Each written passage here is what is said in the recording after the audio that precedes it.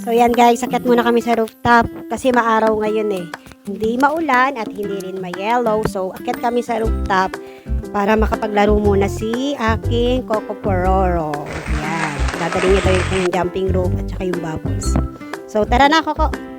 Nagdala din ako ng aking coffee. Yan. Kasi habang nandun ako sa taas at sa galaro si Coco Pororo ko.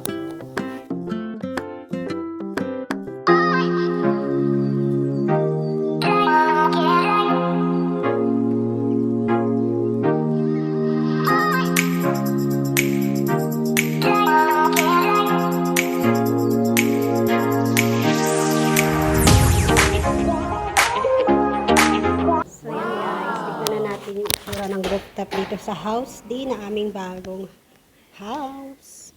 Yan yung rooftop dito sa building. Oh. Diba? Oh, sus, may mga yellow pa rin talaga.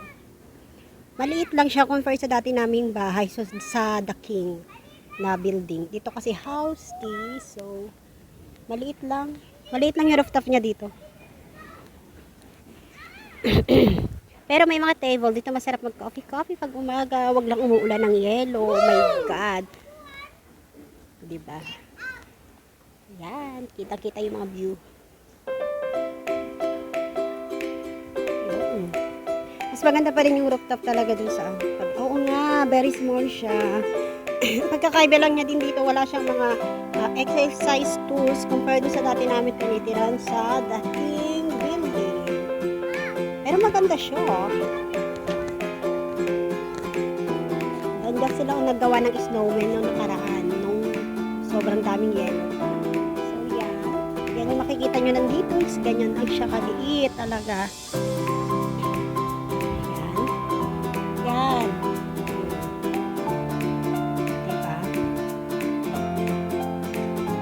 Tapos kami, tinakuha kung nakikita kami.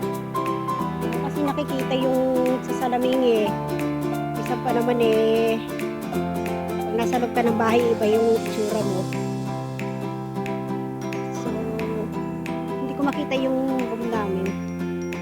So, yan. Yan naman nakikita mo dito sa rooftop. Yung mga building. Ganda yung chair niya. Pwede ka dito mag-inom-inom. Yan o. I love you, Mommy. Moment. Senti moment. Ayan. Yan. Kaka. Wow, pag umupo daw parang VIP. Eh, di wow. Ikaw na nga.